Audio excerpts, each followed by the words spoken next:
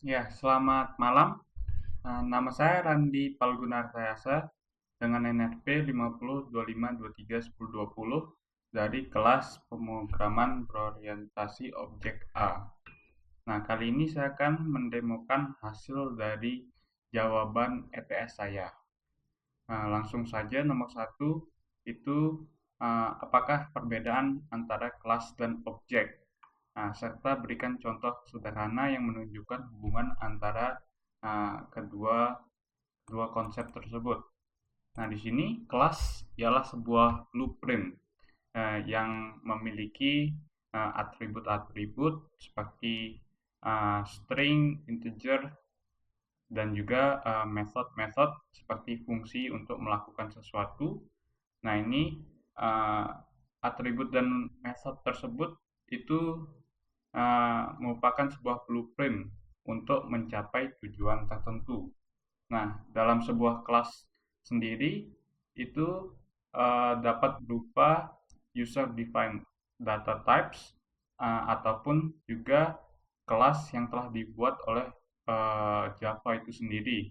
Misalnya primitive data types. Nah, kemudian di sini perbedaannya dengan objek. Objek adalah sebuah entitas yang telah diinstansiasi dari sebuah kelas. Jadi objek itu ialah uh, objek atau entitas nyata yang memiliki identitas, state, behavior, dan juga memiliki memori. Nah, jadi perbedaannya itu kelas ialah blueprintnya dan juga objek ialah entitas nyata dari blueprint itu sendiri. Nah, di sini ialah contoh kode sederhana yang mana di sini ialah terdapat kelas berupa kelas car. Nah, di dalam kelas car itu terdapat atribut car name dan juga ada constructor dan juga di sini ada method untuk mengoutputkan nama dari car-nya. Nah, di sini kita ada method static void main. Di dalam method ini kita membuat suatu objek dari kelas car. Bisa dilihat sini kita menginstansiasi sebuah objek dari kelas car yang dimana argumennya untuk konstruktor kelasnya sendiri itu ialah BMW. Jadi sini kita menginstansiasi dari sebuah kelas car. Nah, kemudian nomor 2, buatlah aplikasi copy machine yang menyediakan kopi dan harga tertentu. Nah, di sini untuk membuat aplikasinya, yang pertama terdapat ada kelas coffee machine, kemudian ada kelas copy menu, dan juga ada kelas input scanner. Nah, di dalam kelas copy machine itu kita memerlukan kedua kelas ini, kelas copy menu dan kelas input scanner. Kita membutuhkan kedua kelas tersebut di dalam kelas copy machine, bisa dilihat di sini. Nah, untuk fungsi dari kelas input scanner ya sesuai namanya itu untuk memproses input dari user. Bisa dilihat di sini kita melakukan input. Ini untuk method get inputnya. Nah, di sini ada juga method untuk get sugar level di mana kita meminta input choice, nanti choice-nya akan mereturn level gulanya. Nah, di sini untuk kelas copy menu itu kelas yang menampung nama-nama daftar list dari kelas dari menu kopinya. Dia menampung menu-menu kopinya, yaitu list dari nama kopi itu sendiri dan juga list dari price-nya. Nah, di sini ada display menunya, apa saja yang ada. Misal di sini ada 3 menu, maka nanti di output sebanyak 3 kali. Nah, di sini ada kelas get coffee name dan juga get copy price. Di sini ada untuk ngecek apakah choice yang dibikin, yang diinput oleh user itu valid atau enggak sesuai dengan banyaknya menu yang tersedia dari 1 sampai menu dot length. Nah, di sini yang terpenting pada kelas coffee machine itu kita memakai kedua kelas tersebut. Di sini yang pertama kita display menu, habis itu kita menginput pilihan kopi, dan juga di sini kita cek apakah valid atau enggak inputan usernya, dan juga di sini kalau dia berhasil maka ada input lagi untuk input, misalnya kita menginput gulanya dan juga input uangnya. Nah, nanti lagi dicek apakah uangnya mencukupi atau tidak. Itu untuk buat aplikasi coffee machine-nya. Nah, hasil programnya bisa dilihat di sini atau di codingannya langsung. Misal Java coffee machine. Nah, misal kita pilih yang latte. Nah, ini sedikit pula, dan juga harganya 18.000. Kita masukin 20.000. Nah, terima kasih, uang kembalian Anda 2.000. Kopi Anda latte dengan sedikit gula.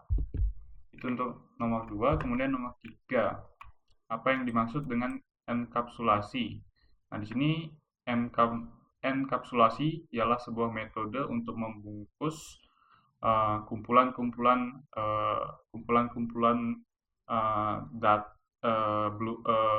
atribut dan juga method yang ada pada kelas. Nah, sehingga setelah kita bungkus itu menjadi satu unit yang utuh. Dan juga selain itu enkapsulasi itu dapat membatasi akses data-data yang ada pada sebuah kelas seperti atribut dan method, itu bisa dibatasi agar tidak dapat diakses langsung dari luar kelas. Misalnya modifiernya itu private gitu. Nah, di sini kemudian bagaimana contoh enkapsulasi diterapkan pada kelas menggunakan modifier private dan akses getter atau setter. Nah, di sini kita contohnya itu ada pada kelas car, di mana di sini modifier untuk atribut car name-nya itu ialah private. Nah, untuk mengakses atribut yang private ini kita bisa menggunakan setter dan juga getter yang merupakan method dengan modifier public. Nah, bisa lihat di sini kita bisa pakai method ini untuk mengakses atribut ini. Nah, contohnya kalau dia di static void main, kita instansiasi dulu objeknya, dan juga kita bisa set menggunakan fungsi setter ini, method setter ini. Juga sini juga contoh yang lain untuk mengset namanya. Untuk mendapatkan namanya berarti pakai method getter. Nah, bisa lihat di sini kita pakai method get untuk mendapatkan namanya, dan juga system out print line untuk menulis output ke konsol atau terminal. Itu untuk nomor 3. Kemudian untuk nomor 4 itu buatlah 2 kelas bank account dan customer. Nah, ini soalnya di mana kelas customer itu bisa withdraw money dan juga deposit money. Berarti customer bisa mengambil uang dan juga mendeposit uang. Nah, untuk pertama-tama untuk kelas bank account-nya itu memiliki private int money, dan juga di sini ada method add money dan juga withdraw money, yang berarti sesuai artinya. Berarti add berarti fungsinya untuk nambah, withdraw berarti mengurangi, dan juga di sini ada method getter untuk mengembalikan berapa isi dari money-nya. Nah, di sini untuk kelas customer sendiri itu kita membuat objek bank account dan juga menggunakan scanner. Nah, di sini untuk fungsi depositnya sesuai pada permintaan soal itu seperti ini. Jadi kita memasukkan uang dulu untuk memasukkan banyaknya uang dengan scanner, dan juga nanti sini kita menggunakan method add money yang punyanya dari kelas bank account. Add money dengan argumennya money yang telah diinputkan untuk melakukan penyetoran. Juga sama seperti withdraw, ini sama seperti deposit, caranya sama. Nah, untuk get balance berarti kita cuman pakai metode get money.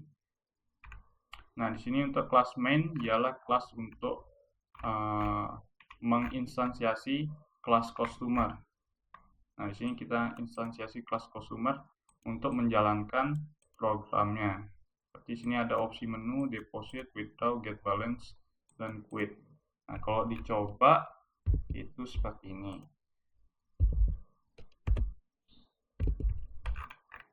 Ini soal 4. Java main. Nah, misal kita nge-get balance dulu. Nah, uang Anda sebanyak 0. Kita mau withdraw money. Source-nya nggak bisa. Misal kita withdraw money 200, uang Anda tidak mencukupi. Nah, kemudian kita deposit money sebanyak 5.000. Oke, kemudian kita withdraw money. Kita withdraw money sebanyak 3.000. Oke, terus kita get balance.